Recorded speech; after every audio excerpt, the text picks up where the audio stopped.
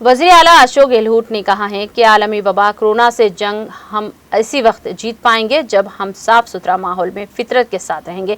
इस मौके पर मिस्टर मिश्रा ने कहा कि अपने मुल्क को साफ सुथरा और सरसब्ज रखने के लिए हमारी शिरकत बहुत ज़रूरी है। आलमी यौम माहौलियात के मौके पर सरकारी हिदायत की पैरवी करते हुए या लॉकडाउन के बाद कम से कम एक पेड़ लगाने और इसकी देखभाल का अहद करें। उन्होंने कहा कि प्लास्टिक को ना कहें और मिस्टर गहलोत ने कहा कि हर जानदार की जिंदगी के लिए साफ सुथरा माहौल जरूरी है। हमारे आबा व अजदाद सदियों से इस पर यकीन रखते हैं और इख्तियार करते हैं, लेकिन वक्त गुजरने के साथ साथ तरक्की के अज़ाइम में बनी नवा इंसान के नए माहौल को बहुत नुकसान पहुंचाया है, जिसका एहसास हमें कोरोना वबा के दौरान हुआ है।